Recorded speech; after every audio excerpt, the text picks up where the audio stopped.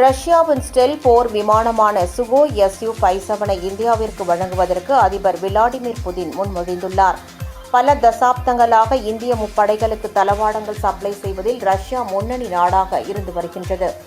முன்னணி செய்தி நிறுவனங்களின் தலைவர்களுடன் உரையாற்றிய ரஷ்ய அதிபர் புடின், இந்தியா ரஷ்யா இடையிலான பாதுகாப்பு மற்றும் ராணுவ உறவுகளின் பல்வேறு அம்சங்கள் குறித்து பேசினார். அப்போது ஸ்டெல்த் Su-57 விமான திட்டத்தில் இந்தியாவை ஈடுபடுத்துவதற்கு ரஷ்யா இன்னும் ஆர்வமாக உள்ளதாக குறிப்பிட்டுள்ளார். மேலும் இந்தியாவுடன் இணைந்து பணியாற்றுவதற்கு நாங்கள் தயாராக இருப்பதாகவும் இதில் எந்த கட்டுப்பாடுகளும் இருக்காது என்று தெரிவித்துள்ளார். 5ஆம் தலைமுறை போர் விமானத்தை கூட்டாக உருவாக்கவும் தயாரிக்கவும் இந்தியாவும் ரஷ்யாவும் 15 ஆண்டுகளாக பேச்சுவார்த்தை நடத்தி வந்ததாகவும், இருப்பினும் அதிக செலவு காரணமாக தொடர்ந்து ஈடுபட விருப்பமில்லை என்று கடந்த 2021ஆம் ஆண்டில் இந்தியா ரஷ்யாவிடம் தெரிவித்தது குறிப்பிடத்தக்கது.